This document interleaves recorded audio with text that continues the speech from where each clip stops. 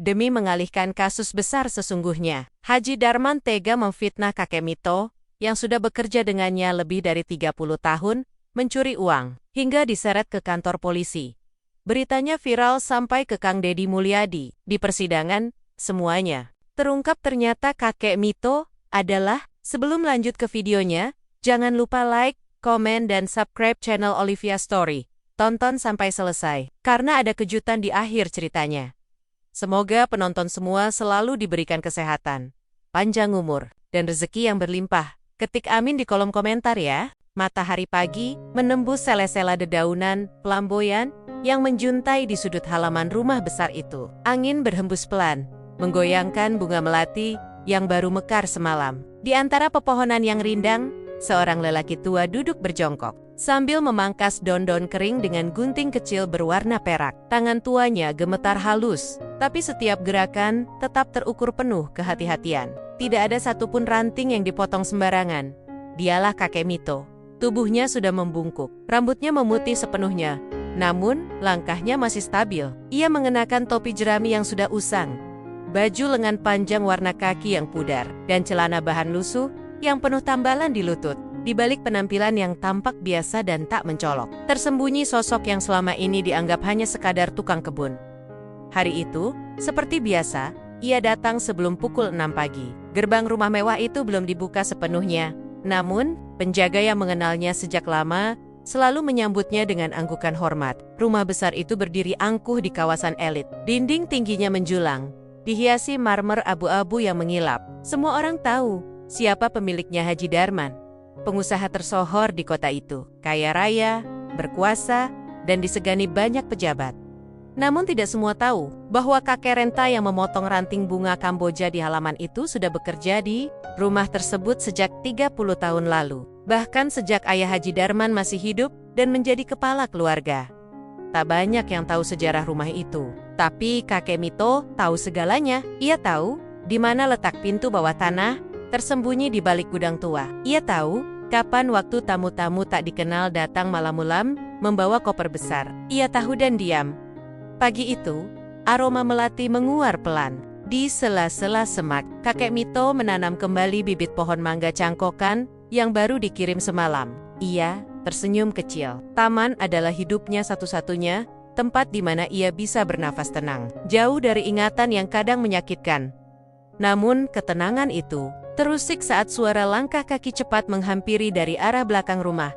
"Mito, ada yang nyuruh ke ruang kerja Pak Haji." Suara itu milik Sari, asisten rumah tangga muda yang baru bekerja setahun terakhir. Nafasnya sedikit terengah, wajahnya tampak gugup. Kakek Mito berdiri pelan, menepuk celana agar tanah yang menempel rontok. Ia tak berkata apa-apa, hanya mengangguk dan berjalan mengikuti arah yang ditunjukkan. Tangga menuju ruang kerja Pak Haji terasa lebih dingin dari biasanya. Langit-langit rumah menjulang tinggi, dan cat putih dinding kini tampak mulai kusam. Di depan pintu besar dengan ukiran jati itu, ia berhenti sebentar. Napasnya dalam. Lalu, ia mengetuk 3 kali pelan, tapi jelas. "Masuk!" Dari dalam berat dan tajam. Kakek Mito membuka pintu. Di dalam ruangan, terlihat Haji Darman duduk di kursi hitam dengan sandaran tinggi. Di depannya ada meja besar berlapis kaca, penuh dengan tumpukan berkas dan laptop yang menyala. Di sisi lain berdiri 2 orang yang belum pernah dilihat kakek Mito sebelumnya. Berjas, wajah mereka kaku. Salah satunya menatap kakek Mito seperti menilai sesuatu. "Mito, duduk," ujar Haji Darman sambil menunjuk kursi di depan meja. Kakek Mito tidak langsung duduk. Ia hanya berdiri, memegang topi jeraminya di depan dada. Tatapannya tenang. "Saya lebih suka berdiri, Pak Haji. Ada yang bisa saya bantu?" "Bantu?" Nada suara Haji Darman mulai meninggi. "Kau pikir mencuri uang perusahaan itu bentuk bantuan?" Ruangan mendadak hening. Kakek Mito tidak bereaksi. Wajahnya tetap tenang. Meski sedikit kerutan di dahinya, terlihat lebih dalam dari biasanya. "Saya tidak mengerti, Pak Haji," jawabnya perlahan. "Jangan pura-pura bodoh. Uang dalam lemari. Saya hilang 2 malam lalu, dan hanya ada 3 orang yang punya akses ke ruangan ini, saya, sekretaris, dan kau." Salah satu pria berjas mengeluarkan map merah dan menyerahkannya kepada Haji Darman. "Kami sudah periksa rekaman CCTV, kamera di lorong mati, dari pukul 9 malam sampai 12. Dan hanya satu orang yang berada di taman dekat ruang kerja malam itu, kau, Mito. Perlahan, Haji Darman berdiri dan menunjuk wajah kakek Mito. Aku beri kau kesempatan. Kembalikan uang itu. Kalau tidak, aku serahkan kasus ini ke polisi. Kakek Mito menunduk. Ia menghela napas pelan. Saya tidak mencuri, Pak Haji. Kau tidak mencuri. Tapi uang hilang saat kau berada di dekat ruangan ini? Mau bodoh pun, aku tak bisa percaya begitu saja, teriak Haji Darman, menepuk meja keras. Kakek Mito hanya diam. Beberapa jam setelah pertemuan itu, berita mengejutkan menyebar di media sosial. Video penangkapan seorang kakek tua dengan baju lusuh tersebar luas, disertai narasi bombastis, tukang kebun curi uang miliaran dari rumah pengusaha terkenal. Warganet bereaksi cepat, ada yang mencaci, ada yang iba, beberapa menuduhnya licik, tak tahu balas budi. Tak sedikit pula yang merasa ada sesuatu yang janggal. Dan di sebuah ruangan kecil di rumah sederhana pinggir kota, seorang pria mengenakan ikat kepala khas Sunda sedang menyimak berita itu dengan alis berkerut. Kakek Mito, gumamnya. Pria itu adalah Kang Deddy Mulyadi, dan ia tahu ada sesuatu yang tidak beres dengan cerita ini. Udara pagi yang biasanya terasa hangat dan bersahabat di rumah besar itu, kini terasa menyesakkan. Para pembantu rumah tangga menunduk, tak berani bicara banyak. Beberapa memilih tak menatap mata satu sama lain. Kakek Mito, lelaki tua yang selama ini dihormati diam-diam, telah dibawa polisi. Wajahnya yang tenang dalam video viral itu masih terus dibicarakan oleh tetangga, pedagang, di warung dekat gang belakang, bahkan para satpam perumahan sebelah. Namun, tak seorang pun tahu bahwa pagi itu, di balik pagar rumah sederhana di pinggir kota, seseorang membuka kembali lembaran lama yang selama ini tersimpan rapi di dalam kotak besi kecil, tersembunyi di bawah lantai kayu. Kang Deddy Mulyadi menyalakan lampu ruang bacanya, meski matahari sudah mulai meninggi. Ia menghela napas pelan saat melihat foto tua yang terlipat di dalam map coklat. Foto seorang pria muda berseragam militer dengan sorot mata tajam, berdiri di samping jeep tua di tengah hutan. Nama di balik foto itu, Sersan Mito, tertulis dengan tinta hitam dan goresan miring tangan tentara. Kang Deddy memicingkan mata. Ia masih ingat, lebih dari 20 tahun lalu, seorang perwira senior di Kodam pernah menyebut nama itu. Sersan yang menghilang tanpa jejak usai bertugas di sebuah operasi rahasia, lalu tak pernah terdengar lagi hingga kini. Dan sekarang, muncul sebagai tukang kebun di rumah orang yang sangat berkuasa. Sementara itu, di dalam ruang tahanan kantor polisi, kakek Mito duduk bersila di lantai dingin, berlapis ubin kasar. Ia bersandar pada dinding, memejamkan mata, tangannya mengelus. Perlahan gelang hitam di pergelangan kirinya gelang dari biji rudraksha, yang diberikan almarhum istrinya sebelum ia meninggal, waktu terasa melambat. Di dalam diamnya, ingatannya melayang kembali pada malam pertama, ia menginjakkan kaki di rumah tua milik keluarga Darman sekitar 30 tahun lalu. Ketika bangunan itu belum semegah sekarang, dan halaman depannya masih berupa tanah merah berlumpur. Saat itu, ia tidak datang sebagai tukang kebun. Ia datang sebagai pengamat. Malam itu, kakek Mito yang saat itu masih berumur lebih muda dan berpakaian sederhana duduk di teras belakang bersama seorang pria tua berjenggot tipis. Pria itu adalah Haji Kasman, ayah dari Haji Darman. Wajahnya ramah, namun sorot matanya menyimpan rasa khawatir yang tidak biasa. Mito, kata Haji Kasman perlahan, aku tahu tugasmu berat, tapi aku memang minta mereka kirim orang sepertimu, bukan untuk menjebakku, untuk menyelamatkan keluarga ini, sebelum anak-anakku ikut tenggelam terlalu dalam. Kakek Mito mengangguk. Malam itu, ia ditugaskan untuk mengawasi keluarga ini, bukan menyerang atau menangkap. Pemerintah telah mencium ada keterlibatan Haji Kasman dalam aliran uang gelap dan perdagangan logam langka dari luar negeri. Namun, pria tua itu ternyata sadar akan kesalahannya dan memilih bekerja sama secara diam-diam. Tahun demi tahun berlalu. Haji Kasman meninggal dalam kecelakaan aneh saat mobilnya tergelincir di jalan turunan saat perjalanan ke puncak. Anak tertuanya, Darman, langsung mengambil alih semua bisnis dan properti keluarga termasuk memperluas rumah yang kini megah dan penuh kamera. Namun berbeda dari ayahnya, Darman tidak peduli etika, ia memperluas bisnis ke sektor-sektor tak terjamah.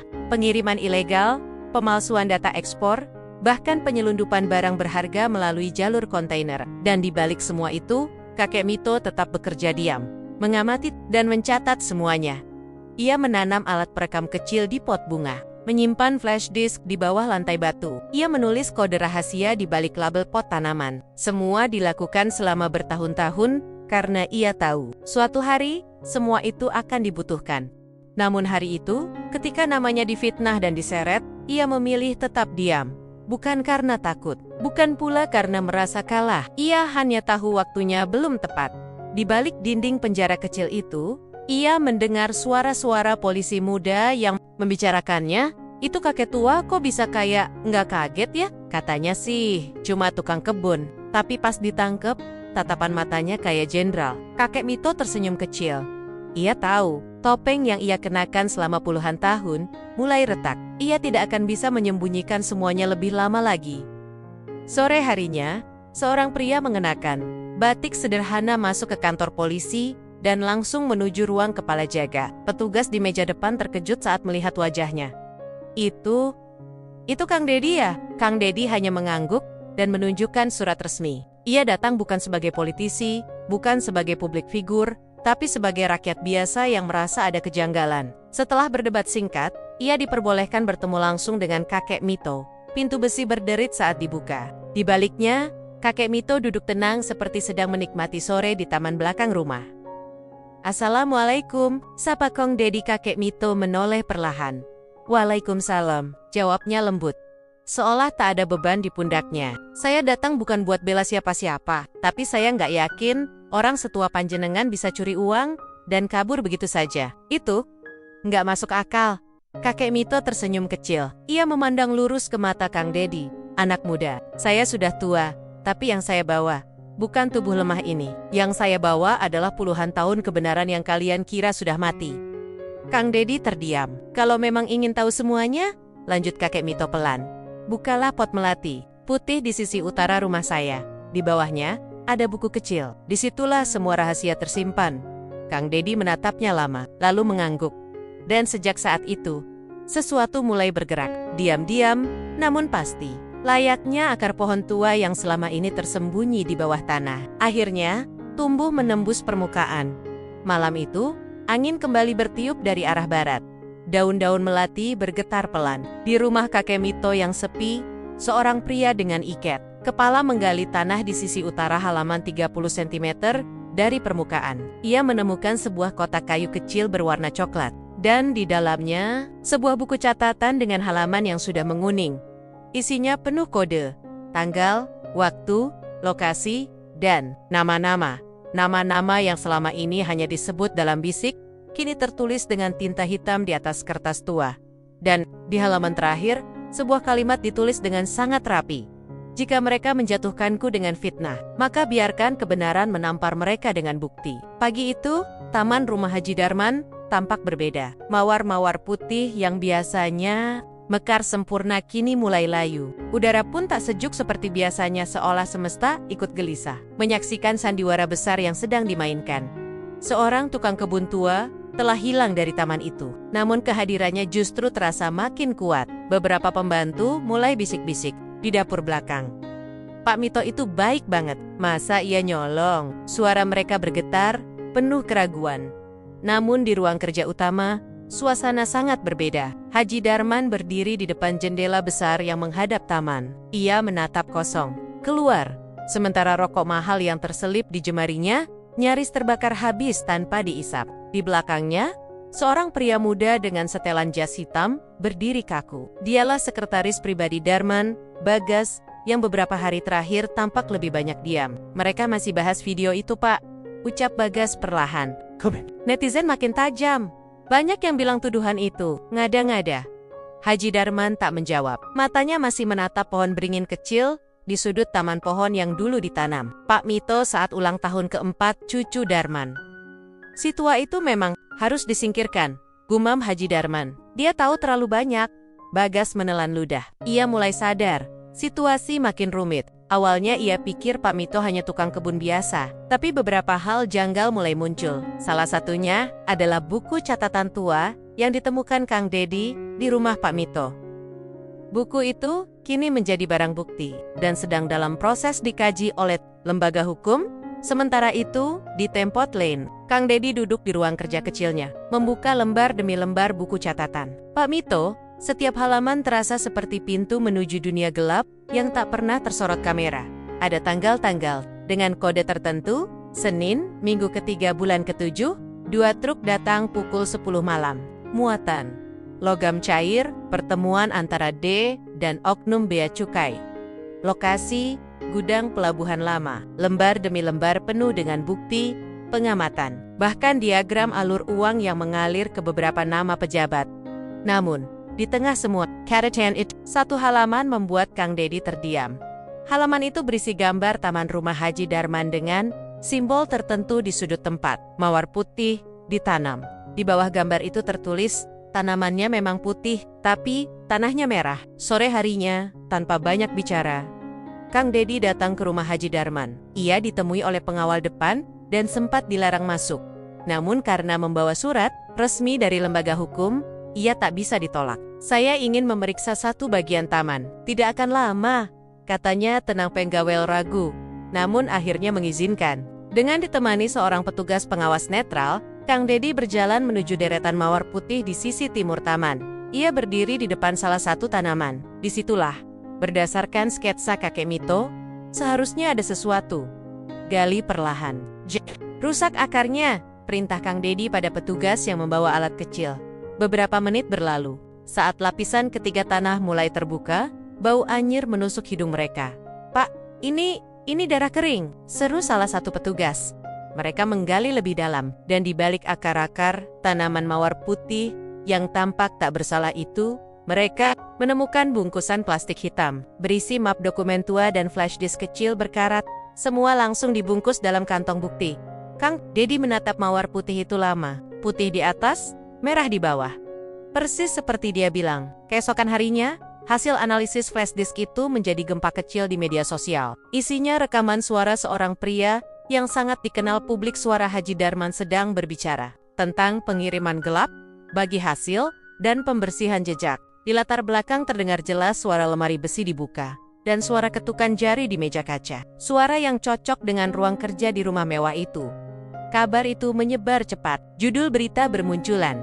Rekaman suara pengusaha besar bocor. Dugaan perdagangan ilegal mencuat. Benarkah tukang kebun adalah kunci membongkar mafia bisnis gelap? Publik desak polisi segera tangkap Haji Darman. Di televisi, Kang Dedi muncul sebagai narasumber. Wajahnya tegas, sorot matanya tajam. Masyarakat harus tahu bahwa kebenaran kadang datang dari tempat yang tak terduga. Jangan pernah meremehkan siapapun, termasuk seorang tukang kebun. Sementara itu, Haji Darman panik. Pertemuan darurat dengan kuasa hukum dan mencoba membungkam media. Namun, semuanya sia-sia. Warga mulai berdiri di depan gerbang rumahnya sambil membawa poster bertuliskan, "Pak Mito, bukan pencuri. Pak Mito, pahlawan." Di dalam ruang tahanan, Pak Mito duduk tenang. Seorang perwira polisi masuk ke ruangannya dengan wajah berubah. "Akan segera dipindahkan ke rumah aman. Kita dapat perintah pusat, dan semua tuduhan telah dicabut." Kakek Mito hanya tersenyum. "Saya sudah bilang dari awal, saya tidak mencuri apa-apa. Kami minta maaf, Pak. Kami salah menilai." "Tidak apa, kadang dunia memang butuh kesalahan agar orang bisa belajar siapa yang seharusnya dipercaya." Hari itu, di taman rumah Haji Darman, mawar putih mulai berguguran. Tak ada yang menyiramnya lagi. Para pembantu memilih pulang satu persatu. Rumah itu perlahan menjadi kosong, sunyi. Namun di tempat berbeda, di ruang kecil yang hangat dan sederhana, kakek Mito duduk di bangku kayu, menulis sesuatu di halaman terakhir buku catatannya. Ia menulis dengan tangan pelan, namun pasti. Warna kebenaran tidak selalu putih bersih. Kadang, ia berdarah, tapi tak pernah pudar.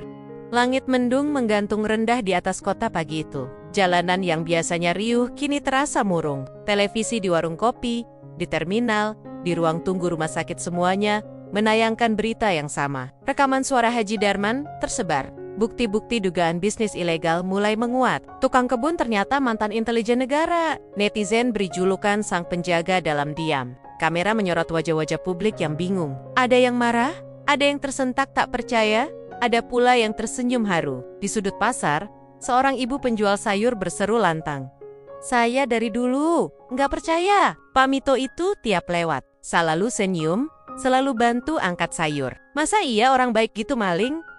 Orang-orang di sekelilingnya mengangguk. Gelombang simpati mulai membanjiri media sosial. Tagar bertuliskan, "Bebaskan Pak Mito," dan "Kebenaran dalam diam" menjadi trending.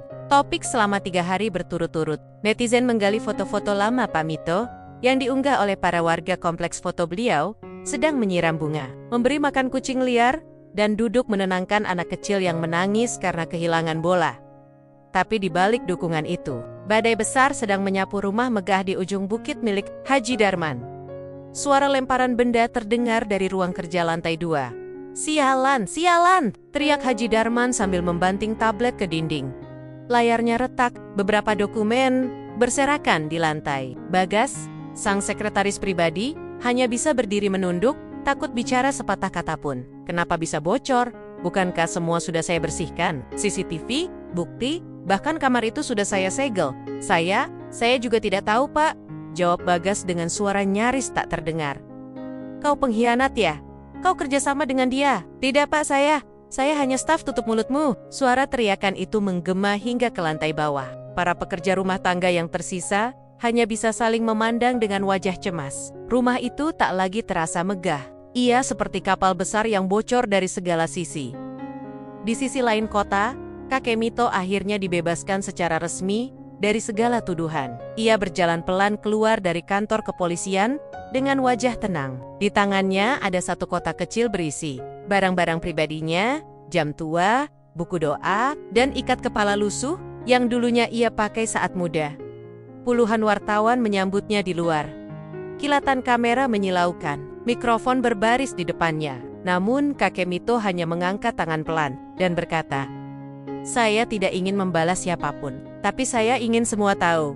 Tidak semua yang diam itu lemah, dan tidak semua yang keras itu benar." Media menyambut kote-kota itu sebagai kutipan emas. Video tersebut ditonton jutaan kali hanya dalam beberapa jam. Di kolom komentar, ribuan orang menuliskan doa dan dukungan. Tak sedikit pula yang mengecam tindakan Haji Darman yang telah memfitnah orang yang paling setia kepadanya.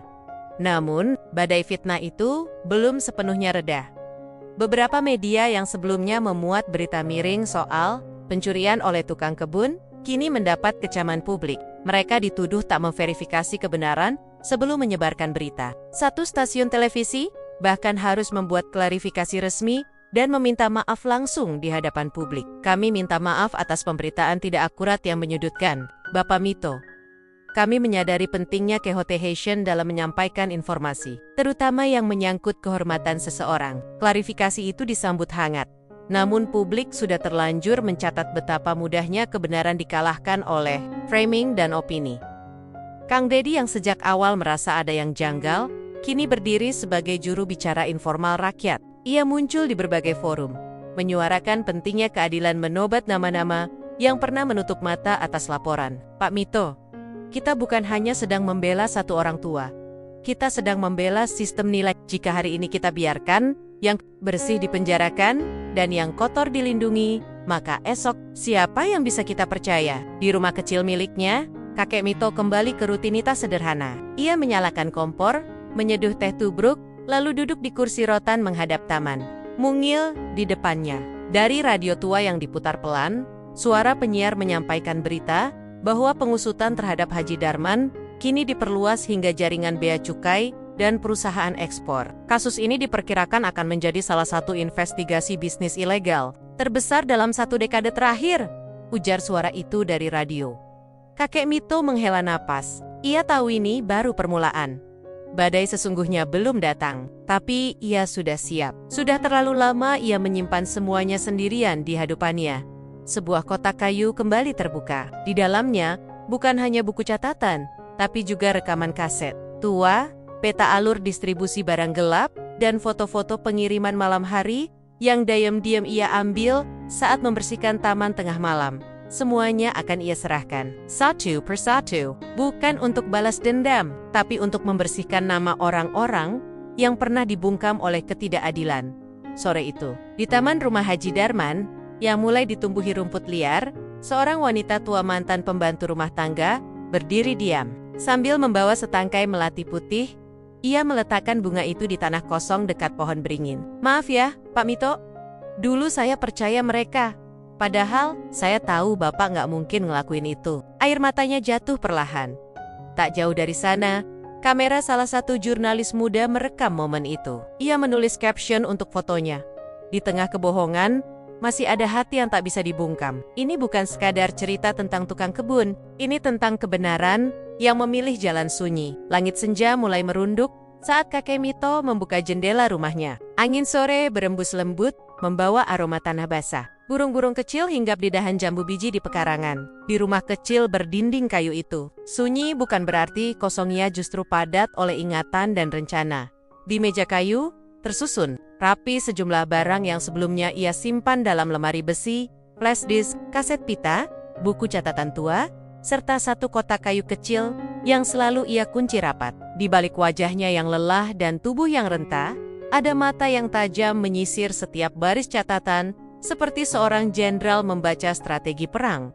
3 dekade, ia berdiam, memerhatikan, mencatat, dan sekarang, saat namanya hendak dikubur oleh fitnah, justru kebenaran bangkit dari keheningan itu. Malam itu, Kang Dedi kembali datang. Kali ini, ia tidak membawa kamera, tidak ditemani wartawan, hanya dirinya. Sebuah map kosong, dan satu tujuan, mendengarkan. Saya sudah siapkan semuanya, ucap kakek Mito sembari menuangkan teh hangat ke 2 gelas kaca. Kang Dedi mengangguk. Ia tidak banyak bicara. Matanya fokus pada kaset-kaset pita yang diletakkan kakek Mito di atas meja. Di antara mereka, waktu terasa melambat. Kebanyakan dari mereka sudah lupa, Kang. Lupa bahwa negara ini pernah sangat gelap. Lupa bahwa sebagian kegelapan itu tidak pernah benar-benar lenyap. Kakek Mito membuka salah satu kotak dan mengeluarkan kaset pita bertuliskan kode Cemara 14 Agustus atau 2003 ini salah satu yang penting, katanya. Ia menyalakan tape recorder tua. Suara berderak pelan terdengar sebelum akhirnya suara-suara mulai mengisi ruang. Kirim malam ini. Gunakan truk logistik, bukan kendaraan pribadi. Uang sudah masuk ke rekening Tuan R. Sisa, dibayar setelah sampai pelabuhan. Bagaimana? Kalau dicegat di pos bea, tenang saja, kita punya orang di sana. Seperti biasa, hening. Kang Dedi menegakkan punggung. Suara-suara itu bukan sekadar obrolan biasa. Mereka adalah rekaman transaksi kejahatan. Dan salah satu suara di dalamnya terdengar sangat familiar Haji Darman.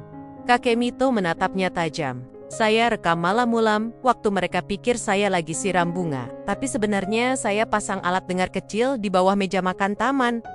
Mereka pikir saya sudah tuli. Mereka salah besar. Kang Dedi tersenyum miris. Dunia memang terlalu sering menyepelekan suara orang tua. Padahal, merekalah saksi hidup yang paling jujur dari masa lalu yang sering dilupakan. Beberapa hari setelah pertemuan itu, file-file dari Pak Mito mulai dikumpulkan secara resmi dan diserahkan ke pihak berwenang. Kang Dedi menyusun rapi semua bukti. Ada bukti transaksi, rekaman pembicaraan, foto pengiriman barang, hingga daftar rekening mencurigakan. Semuanya mengarah ke satu jaringan besar yang melibatkan pengusaha, pejabat, hingga aparat. Berita pun kembali meledak di media. Bukti baru dari Pak Mito bongkar jaringan bisnis gelap, Haji Darman dan rekan-rekannya. Kakek tukang kebun ungkap skema korupsi turun-temurun. Salah satu wawancara televisi memperdengarkan rekaman suara dari kaset Pak Mito, dan publik langsung geger. Laporan masuk membanjiri KPK. Banyak yang menyebut pernah melihat kendaraan mencurigakan di area yang disebutkan Pak Mito. Pemerintah tak bisa lagi menutup mata. Tekanan publik melonjak tinggi. Dalam waktu singkat, sejumlah nama mulai disebut sebagai tersangka. Haji Darman mulai dijadwalkan untuk diperiksa secara intensif. Namun, di sisi lain, bahaya pun mulai mendekat.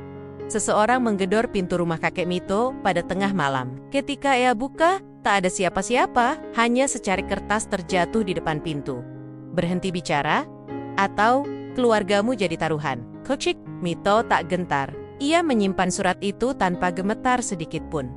Lalu menyalakan lilin kecil di ruang belakang dan menulis surat wasiat. Ia tahu, semakin terang cahaya yang dibawa, semakin panjang bayangan yang ingin memadamkan. Ia tidak takut, Marty. Tapi, ia takut jika semua bukti yang ia kumpulkan selama puluhan tahun ikut terkubur bersamanya. Keesokan harinya, Kang Dedi datang membawa kabar baik. Pemerintah akan memberikan perlindungan khusus kepada kakek Mito. Bahkan, beberapa lembaga telah mengajukan permintaan agar Pak Mito diangkat sebagai saksi negara dan diberikan penghargaan atas jasanya. Namun kakek Mito tidak tertarik dengan penghargaan. Saya tidak ingin jadi pahlawan. Saya hanya ingin tidur dengan tenang. Tanpa dihantui suara-suara yang pernah saya diamkan. Kang Dedi menatapnya lama. Pak, semua orang butuh satu orang yang berani bicara. Hari ini, itu Bapak, kakek Mito tersenyum tipis.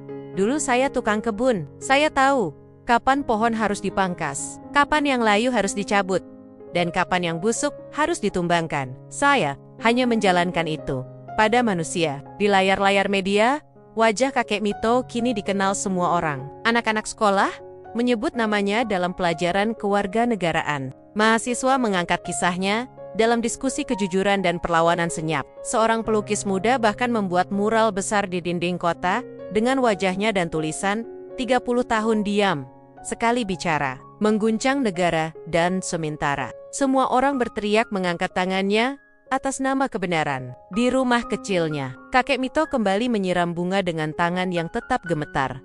Ia memandangi mawar merah yang mulai merekah. Akhirnya, kau tumbuh dari tanah yang dulu hanya kutaburi air mata. Matahari belum benar-benar terbit saat suara sepatu terdengar menjejak pelataran Komisi Pemberantasan Korupsi. Kilatan kamera menyambut dari segala arah. Para wartawan yang sudah berjaga sejak subuh langsung mengarahkan mikrofon dan kamera mereka ke arah seorang lelaki tua yang berjalan pelan di antara dua pengawal berseragam sipil. Kakek Mito, tukang kebun yang dulu hanya dikenal oleh tetangga sekitar rumah Haji Darman, kini melangkah sebagai saksi kunci dalam kasus korupsi lintas generasi. Ia mengenakan batik sederhana, celana panjang kain gelap, dan sepatu kulit yang tampak sudah menguning di bagian tumit. Wah, tidak ada raut bangga atau sombong, hanya ketenangan yang entah berasal dari mana. Di ruang konferensi pers, juru bicara KPK membuka pembicaraan. Hari ini kami resmi menerima keterangan dari saksi prioritas yang selama ini disebut masyarakat sebagai sang penjaga kebenaran dalam diam. Namun, hari ini kami sampaikan bahwa nama beliau bukan hanya Mito. Ia berhenti sejenak. Kamera menyorot wajah kakek Mito yang tetap menunduk. Nama lengkap beliau adalah Sersan Muda Mito Darmo, mantan intelijen aktif tahun 80-an hingga awal 2000. Beliau ditugaskan secara rahasia oleh otoritas militer untuk menyelidiki jaringan perdagangan gelap yang melibatkan pejabat tinggi dan pengusaha besar, termasuk almarhum Kasman Darman dan anaknya, Darman. Seketika ruangan meledak oleh suara, kamera, dan desahan wartawan. Berita ini tak hanya mengejutkan, tapi juga mengguncang fondasi kepercayaan masyarakat. Seorang mantan intel negara menyamar selama lebih dari 3 dekade sebagai tukang kebun demi mengawasi satu keluarga kaya. Selama bertahan-tahan, beliau telah mengumpulkan catatan, rekaman, dan bukti-bukti transaksi ilegal yang dilakukan secara sistematis, termasuk pencucian uang, penyelundupan logam langka, dan penggelapan pajak ekspor. Wajah kakek Mito tetap tenang, namun dalam hatinya, jantungnya berdegup lebih kencang dari biasanya. Ia tahu sejak hari ini, dia bukan lagi bayangan di taman belakang. Ia adalah matahari yang menerangi dan sekaligus menyilaukan bagi mereka yang terbiasa hidup dalam kegelapan di kediamannya. Haji Darman menyaksikan siaran langsung itu dengan wajah pucat pasi. Tangan kanannya menggenggam gelas kaca hingga nyaris pecah. Di sekelilingnya, para pengacaranya saling pandang. Sebagian mulai tampak panik. Dia siapa sebenarnya? Teriak Haji Darman. Bagas, sekretaris pribadi yang sudah bekerja dengannya lebih dari 5 tahun, hanya berdiri terpaku. Baru kali ini ia melihat majikannya benar-benar kehilangan kendali. Dan untuk pertama kalinya pula, ia merasa tak ingin lagi membela sang penguasa. Kita sudah kecolongan, Pak, jawab salah satu pengacara. Orang itu bukan siapa-siapa. Dia adalah negara. Kau kira itu jawaban? Semua bukti di tangannya. Semua mata sekarang ke arahku. Kau pikir aku harus diam? Darman menggebrak meja. Namun yang tak ia sadari apapun yang dilakukannya kini, semuanya sudah terlambat. Sementara itu, di sebuah studio televisi nasional, Kang Dedi diundang sebagai pembicara utama dalam sebuah program investigasi khusus bertajuk Wajah di Balik Taman. Ia duduk tenang, mengenakan ikat Sunda, didampingi 2 jurnalis senior yang ikut menyelidiki kasus ini. Kita terlalu sering menilai seseorang dari bajunya, profesinya, atau kelemahan fisiknya, ujar Kang Deddy di hadapan jutaan pemirsa. Tapi kita lupa bahwa beberapa mata terbaik dunia bukanlah yang menggunakan senjata. Mereka adalah orang-orang yang bisa mendengar, diam, dan mencatat tanpa terlihat. Dan itulah Pamito. Acara itu berlangsung selama hampir 1 jam. Dan di akhir tayangan, mereka memutarkan potongan rekaman suara saat Haji Darman memerintah pengiriman barang ilegal ke luar negeri. Suara itu yang awalnya dianggap hanya isapan jempol tukang kebun, tua kini menjadi peluru utama dalam penyelidikan hukum. 3 hari kemudian, KPK mengumumkan status Haji Darman sebagai tersangka utama. Ia ditahan, wajahnya tertunduk, diborgol dan dikawal menuju mobil tahanan. Tak ada pengacara yang bisa menyelamatkan reputasinya kini. Di luar gedung, warga berbaris sambil membawa poster bergambar wajah kakek Mito dengan tulisan, "Dia tukang kebun, tapi ia menyiram keadilan." Di Tempat Lane, para korban ketidakadilan yang pernah difitnah, dipecat, atau dikriminalisasi karena melawan sistem korup, kini perlahan mulai membuka suara. Seorang mantan wartawan investigatif mengaku pernah dibungkam oleh orang suruhan. Darman, seorang mantan sopir kontainer, menceritakan bagaimana ia diperintahkan mengantarkan barang mencurigakan malam-mulam ke pelabuhan yang tak terdaftar. Dan semua cerita itu berucap di City Tempat, rumah megah dengan taman bunga indah di depan gerbang besi. Sore itu, setelah semua kehebohan mereda, kakek Mito duduk sendirian di beranda rumahnya. Teh tubruk di tangannya masih hangat. Ia menatap langit jingga yang perlahan berubah menjadi ungu, lalu hitam. Di pangkuannya, sebuah buku kecil baru mulai ia tulis. Judulnya, 30 tahun menanam diam. Ia tidak tahu apakah buku itu akan pernah terbit. Ia juga tidak peduli apakah ceritanya akan dibaca oleh banyak orang. Yang ia tahu, ia menulis bukan untuk dikenang, tetapi untuk menjaga ingatan agar tak hilang ditelan. Sejarah palsu. Ia menghembuskan napas panjang lalu tersenyum. Kecil, kau kira aku cuma tukang kebun, tapi aku menjaga lebih banyak dari sekadar bunga. Angin malam berembus tajam menembus sela-sela jendela. Di ruang kerja sempit Komisi Pemberantasan Korupsi, lampu-lampu tetap menyala, meski jam sudah menunjukkan lewat tengah malam. Tumpukan berkas, diagram koneksi, dan peta distribusi tersebar. Di meja kerja penyidik, semua mata kini terarah pada satu hal. Jaringan bisnis ilegal Darman. Namun malam itu, seorang penyidik muda datang terburu-buru, membawa amplop coklat tebal. "Pak, kami temukan data transaksi yang mengarah ke pejabat Bea Cukai di Pelabuhan Merak dan 2 kepala dinas perdagangan di provinsi tetangga." Di dalam amplop itu, selain bukti transfer, juga terdapat foto-foto pertemuan rahasia di restoran mewah, rekaman CCTV yang telah direstorasi, serta tangkapan layar komunikasi digital dengan nama samaran yang setelah ditelusuri adalah Bagas, sekretaris pribadi Haji Darman. Sementara itu, Bagas duduk gelisah di dalam apartemennya yang sepi. Ia baru saja menonton siaran berita yang mengungkap identitasnya sebagai penghubung antara Darman dan beberapa pihak penting. Ponselnya tak henti bergetar, puluhan panggilan tak terjawab, dan pesan masuk, termasuk dari orang-orang yang dulunya mengandalkan jasanya untuk menenangkan media, merapikan dokumen, atau menghapus nama dari daftar. "Bagas, kamu harus bungkam. Kalau kamu buka suara, kami semua selesai," bunyi salah satu pesan. "Kamu tahu apa yang terjadi pada orang terakhir yang mencoba bicara, kan?" Pesan lainnya mengancam. Wajah Bagas pucat, tangannya gemetar. Dulu, ia merasa aman karena berada di lingkaran dalam kekuasaan Darman. Tapi kini, ketika sang raja jatuh, para pion mulai melarikan diri atau saling menjatuhkan. Ia teringat kembali pada sosok kakek Mito. Dulu, ia sering melewati lelaki tua itu di taman tanpa menatapnya. Baginya, pria renta itu hanya bagian dari latar belakang, tidak penting, tidak berarti. Tapi ternyata, lelaki itulah yang kini menulis ulang sejarah hidupnya di Tempat Lane. Kakek Mito tengah duduk bersama tim penyelidik. Ia menunjuk sebuah diagram yang ia gambar sendiri dengan pensil hitam. Garis demi garis, membentuk seperti akar pohon meluas, menjalar, dan mengakar hingga kemana-mana. Orang ini Z, dia kepala dinas logistik di Tanjung. Dia dulu sering makan siang bareng Darman setiap 2 bulan sekali. Kalau kalian periksa rekening istrinya, kalian akan lihat lonjakan dana yang tidak wajar. Dan yang ini, kakek Mito menunjuk sebuah nama. Ini yang paling berbahaya. Dia pernah mencoba membunuh saya diam-diam saat saya masih menyamar. Penyidik terdiam. Serius, Pak? Siapa dia? Kakek Mito tersenyum kecil, namun tajam. Dia ada di tubuh lembaga negara sendiri. Orangnya tenang, tapi tangannya berdarah. Kalian harus waspada. Malam itu, daftar nama yang diserahkan kakek Mito bertambah. Tidak hanya pengusaha dan pejabat, tapi juga oknum penegak hukum yang selama ini menjadi tameng Darman.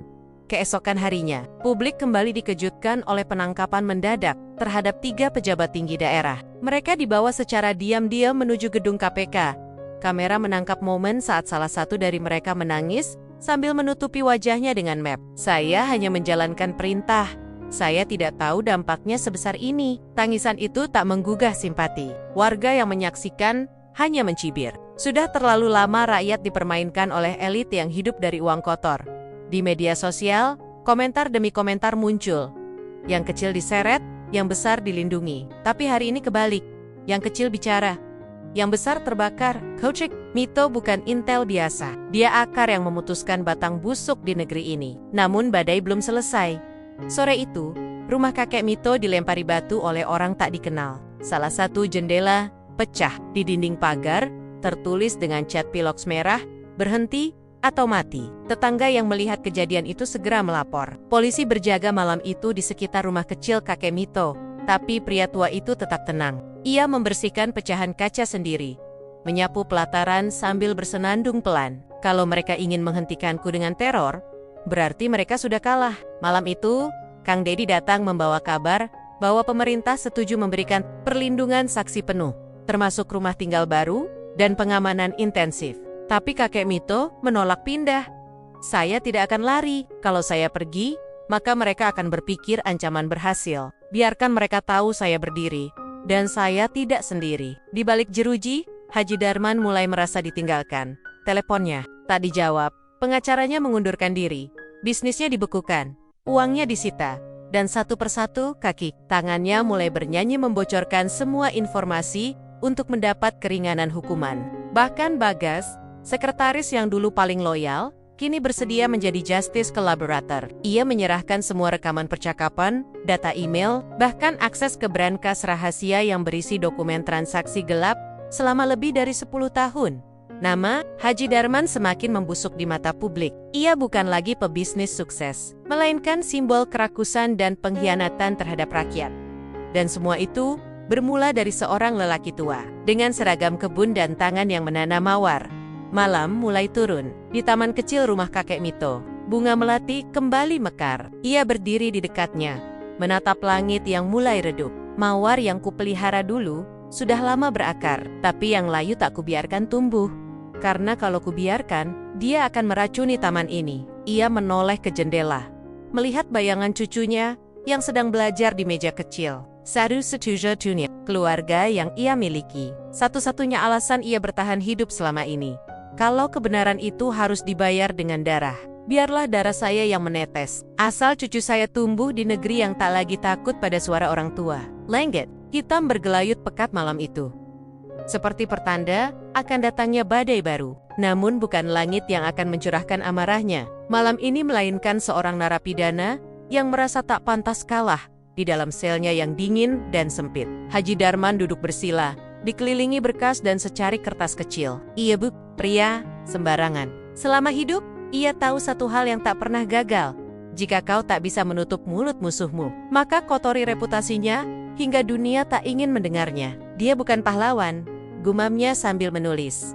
Darman menyewa orang dari luar mantan anak buahnya yang dulu bekerja dalam bisnis gelap. Ia memberikan mereka tugas kotor, menghancurkan nama Mito dengan cara apapun, termasuk memalsukan dokumen, menyebar hoax, menyuap beberapa media bawah tanah agar mengangkat narasi tandingan. Dan malam itu, berita mengejutkan mulai bermunculan. Di kanal-kanal gelap, benarkah Mito pernah terlibat dalam penghilangan paksa tahun 80-an? Dokumen rahasia. Intel tua diduga pernah menyalahgunakan wewenang. Judul-judul ini tak ditayangkan di media arus utama, namun menyebar cepat di media sosial. Dalam hitungan jam, ribuan komentar memenuhi kolom-kolom digital. Sebagian kembali mempertanyakan kredibilitas kakek Mito. Di rumah kecilnya, Kakek Mito duduk termenung di depan layar ponsel. Cucunya, Rama, membacakan komentar-komentar jahat yang menyebut kakeknya berdarah dingin, pembunuh dayam-dayem, bahkan musang berbulu domba. Wajah kakek Mito tetap tenang, tapi dalam hatinya terasa ada sesuatu yang retak. Mereka menggali masa lalu, Rama, padahal aku tidak pernah menyesal jadi penjaga bangsa. Tapi memang, dalam setiap perang, ada luka yang tak bisa dihindari. Rama memegang tangan kakeknya erat. Tapi kek, orang-orang percaya sama kakek sekarang. Mereka tahu siapa yang benar. Kakek Mito mengangguk, walau matanya mulai basah. Ia tahu, serangan paling mematikan bukan peluru atau bom, tapi fitnah yang merobek nama baik yang telah dijaga seumur hidup. Kang, Dedi bergerak cepat. Ia menggelar konferensi pers darurat di sebuah kafe sederhana, mengundang jurnalis dan aktivis yang pernah membantu membongkar kasus korupsi di masa lalu. Di hadapan mereka, ia menunjukkan dokumen asli yang membantah semua tuduhan terhadap Pak Mito. Berita yang beredar adalah manipulasi. Bukti yang mereka sebar adalah hasil rekayasa digital. Kami punya versi asli arsip intelijen yang menunjukkan bahwa Pak Mito justru menggagalkan aksi penghilangan aktivis tahun itu. Seketika publik kembali bergolak. Tayangan konferensi itu ditonton lebih dari 2 juta kali dalam semalam. Dukungan untuk Pak Mito mengalir kembali. Warga mulai sadar. Mereka sedang menyaksikan duel terakhir antara kebenaran dan kekuasaan yang terluka. Namun serangan Haji Darman belum usai. Beberapa orang tak dikenal meneror tetangga kakek Mito. Bahkan menyebar selebaran di kampung-kampung bahwa Mito hanya boneka politik. Rumah kecil kakek Mito dilempar telur busuk. Pagar rumah dicoret. Rama dibuntuti saat pulang sekolah. Polisi mulai menempatkan penjagaan ketat. Tapi suasana mencekam itu membuat seluruh keluarga Mito nyaris lumpuh suatu malam. Setelah listrik rumah tiba-tiba padam, seekor anjing kampung menyala keras di luar. Dan saat warga keluar memeriksa, mereka menemukan botol kaca berisi minyak tanah dan sumbu tertinggal di bawah jendela.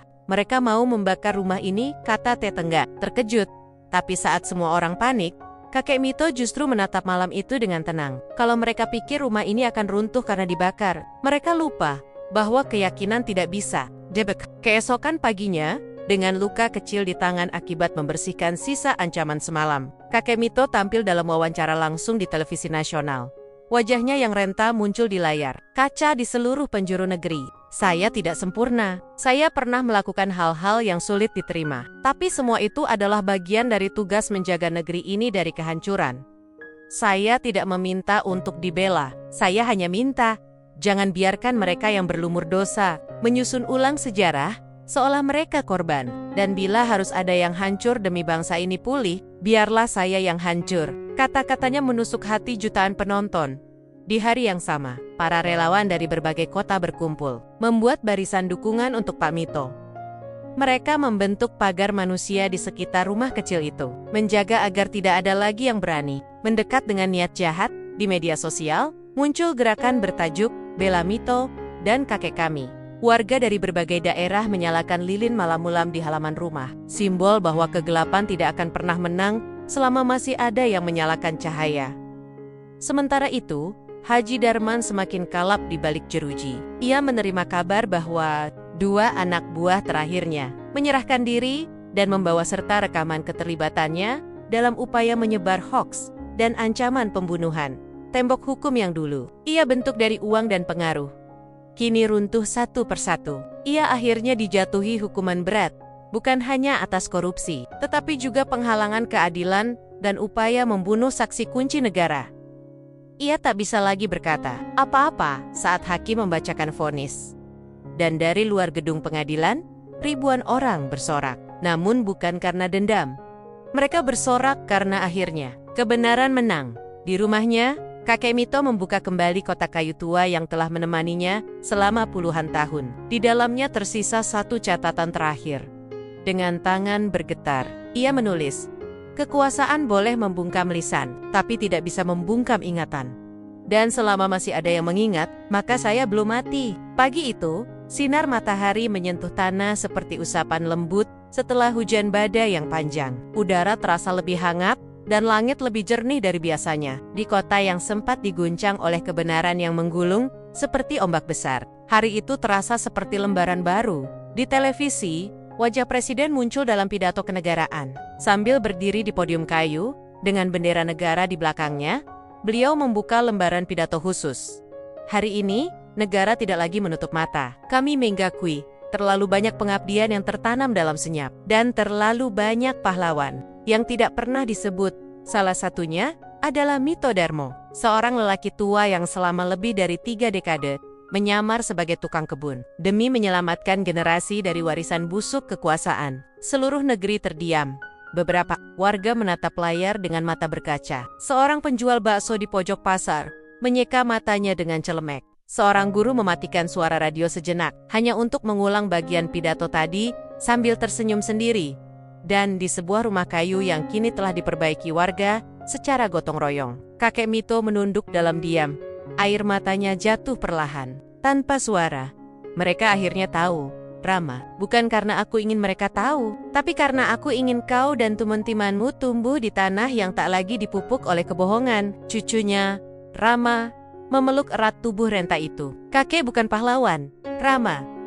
Kakek cuma laki-laki tua yang terlalu banyak melihat orang baik dikalahkan, dan memilih untuk tidak ikut diam. Beberapa hari setelah pidato itu, Kementerian Dalam Negeri secara resmi memberikan pengakuan dan penghargaan kepada Mito Darmo, tidak hanya sebagai mantan Intel yang berhasil menyelamatkan aset negara dan membongkar jaringan korupsi, tapi juga sebagai sosok inspiratif nasional. Upacara sederhana diadakan di Gedung Arsip Nasional. Para pejabat berdiri, termasuk mereka yang dahulu memandang sebelah mata peran orang kecil. Di hadapan mereka, kakek Mito menerima medali kecil yang menggantung di pita merah putih. Namun sebelum menerima penghargaan itu, ia mengambil mikrofon. Suaranya pelan, namun seluruh ruangan hening. Saya berterima kasih atas penghargaan ini. Tapi saya ingin kalian tahu, saya tidak pernah berharap dikenang. Saya hanya ingin kalian belajar satu hal. Jangan pernah remehkan orang yang diam, karena kadang yang mereka simpan bisa mengguncang sejarah. Dan satu lagi, negara ini bukan milik orang besar, tapi milik orang biasa, yang tak pernah berhenti mencintai meski disakiti. Ruang itu tak lagi bisa menahan air mata. Bahkan pejabat paling dingin pun menyeka sudut matanya. Seorang jurnalis yang hadir langsung menuliskan kata-kata kakek Mito sebagai judul besar.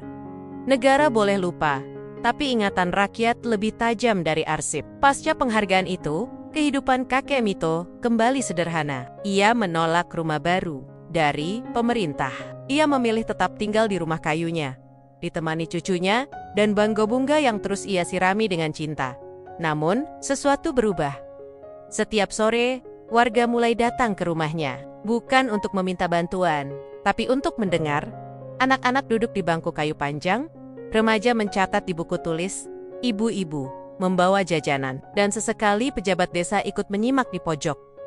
Mereka menyebut acara itu ngaji kebenaran, agama, bukan politik, tapi cerita-cerita tentang betapa mahalnya diam dan betapa kuatnya kejujuran yang tak ditayangkan.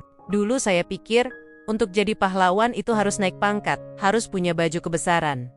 Tapi ternyata cukup dengan tidak bohong, ujar seorang anak SMA setelah mendengar cerita kakek Mito. Dan hari-hari pun berlalu, hingga suatu sore yang teduh, datanglah seorang lelaki muda berpakaian rapi, membawa kamera dan mikrofon. Pak Mito, saya dari sebuah rumah produksi.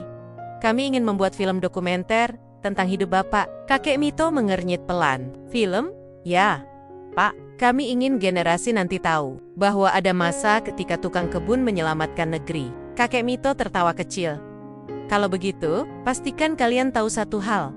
Apa itu, Pak? Bahwa dalam taman, tak semua bunga bisa tumbuh. Ada yang harus dicabut, ada yang harus ditebang, dan kadang tukang kebun pun bisa terluka. Tapi ia tetap menyiram, karena taman bukan tentang siapa yang tumbuh paling tinggi, tapi siapa yang tetap berdiri meski akarnya digali. Malam itu, setelah para tamu pulang dan rumah kembali hening, kakek Mito duduk di depan jendela. Di atas pangkuannya, buku catatan tua terbuka. Halaman terakhir hampir penuh. Ia menulis, "Aku tidak tahu apakah kebenaran akan selalu menang. Tapi, aku percaya, jika terus disiram, ia akan tumbuh. Dan jika terus dijaga, ia akan mengakar lebih dalam dari kebohongan manapun." Di luar, bunga melati kembali mekar. Angin malam membelai dengan lembut, dan bintang-bintang menari seperti memberi Hormat kepada lelaki tua yang pernah memilih diam, tapi akhirnya membuat dunia bicara. Pagi itu, udara terasa berbeda. Embun turun lebih lambat dari biasanya. Burung-burung di taman tidak segera bersuara. Bahkan, matahari tampak ragu-ragu untuk menyentuh bumi. Di sebuah rumah kayu sederhana di ujung gang kecil, kakek Mito duduk di kursi rotan tuanya, mengenakan baju koko putih bersih dan sarung motif lurik. Wajahnya terlihat damai, lebih damai dari biasanya. Di pangkuannya terbuka sebuah buku catatan. Di halaman terakhir, terdapat satu kalimat yang baru saja ia tulis.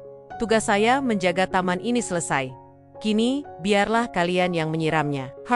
Belakangan, tubuhnya memang mulai melemah. Dokter mengatakan ada penurunan fungsi jantung. Tapi kakek Mito menolak dirawat di rumah sakit. Ia hanya ingin satu hal, meninggal di rumah, di taman yang ia tanami sendiri. Dikelilingi orang-orang yang mencintainya. Cucunya, Rama, duduk di sampingnya sambil memegang tangan lelaki tua itu. Mata bocah itu sembab. Tapi ia mencoba tegar. "Coach, jangan pergi dulu ya," bisiknya. Kakek Mito menatap cucunya dalam-dalam, lalu mengangguk perlahan. "Kakek tak akan pergi, Rama. Kakek hanya berpindah tempat. Dari taman ini, ke dalam hatimu." Sore itu, satu persatu warga datang. Mereka tak diberitahu apapun. Namun entah mengapa, seperti ada panggilan batin. Mereka datang membawa bunga, makanan kecil, atau sekadar duduk di pelataran rumah, menemani sunyi yang terasa khusyuk. Kang Dedi pun datang. Ia duduk di samping kursi Mito, menggenggam pundaknya. "Pak, seluruh Indonesia belajar dari Bapak. Jangan belajar dari saya," jawab kakek Mito pelan. "Belajarlah dari keyakinan bahwa kebenaran itu tumbuh, meski di antara duri dan keduanya terdiam cukup lama. Malam pun datang. Perlahan, bintang-bintang muncul satu persatu. Seperti lampu-lampu kecil yang menyala menghormati waktu. Di dalam rumah, kakek Mito telah berbaring. Senyumnya tetap mengembang, meski napasnya mulai pendek. Ia menoleh pada Rama, yang duduk di samping kasur, memegangi tangan rapuh itu. "Besok, Sira melatihnya." "Ya, iya kek, dan jangan biarkan siapapun mencabutnya." Rama janji. Lalu kakek Mito menutup mata. Perlahan, tenang, tak ada suara isak, tak ada jeritan. Hanya keheningan yang sangat hikmat, seolah seluruh dunia menundukkan kepala, mengheningkan cipta bagi seorang lelaki tua yang telah menyelesaikan tugasnya, tanpa pernah meminta ucapan terima kasih. Keesokan paginya, kabar itu menyebar dengan cepat. Kakek Mito wafat di usia 75 tahun. Negeri ini kehilangan penjaga senyapnya. Media nasional menayangkan ulang pidato beliau. Acara talk show menampilkan kembali momen saat ia berkata, "Jangan remehkan orang yang diam." Di media sosial, ribuan orang mengunggah foto bunga melati dengan tulisan, "Untuk penjaga taman yang tak pernah pergi." Di sepanjang jalan menuju rumah duka, warga berbaris membawa bunga putih. Anak-anak sekolah mengenakan pita hitam di lengan mereka. Para veteran dan aktivis hadir, membentuk barisan hormat. Prosesi pemakaman dilangsungkan dengan penghormatan khusus dari negara. Kang Dedi berdiri di hadapan pusara dan berkata dengan suara bergetar, "Dia bukan hanya menanam bunga, dia menanam keberanian, kejujuran, dan kesetiaan. Dan kini semua itu tumbuh di hati kita." Beberapa bulan kemudian, taman di depan rumah kakek Mito diresmikan menjadi Taman Mito Darmo. Sebuah patung kecil dirinya dibuat bukan sebagai pahlawan, berjubah, tapi hanya seorang lelaki tua duduk di kursi, tersenyum, sambil memegang sekop kebun. Di bawah patung itu tertulis, "Ia tidak datang untuk dilihat, tapi untuk menyaksikan." Ia tidak hadir untuk dikenal, tapi agar kebenaran tetap ada. Buku catatannya diterbitkan dengan judul 30 tahun menanam diam, dan menjadi bacaan wajib di berbagai sekolah hukum dan pelatihan anti korupsi. Cerita hidupnya diangkat menjadi film dokumenter berjudul Di Balik Taman yang Menyentuh Jutaan Hati. Tapi lebih dari semua penghargaan dan kenangan itu, yang paling berarti adalah warisan kesadaran bahwa negeri ini pernah dijaga oleh seseorang yang tak bersuara, tapi tak pernah berhenti memelihara kebenaran. Dan di suatu sore yang hening, seorang anak kecil bernama Rama berdiri di depan taman, menggenggam penyiram air. Ia memandang bunga melati yang sedang mekar, lalu berbisik pelan, "Kakek, hari ini melatinya indah sekali. Aku janji, taman ini akan tetap tumbuh seperti harapan yang kakek tanamkan di hatiku." Lalu ia tersenyum dan mulai menyiram bunga persis seperti yang kakek Mito ajarkan dulu. Dan saat itu juga, seolah angin membawa suara lembut yang berbisik dari jauh. Selama masih ada yang menyiram, aku belum benar-benar pergi. Tomat.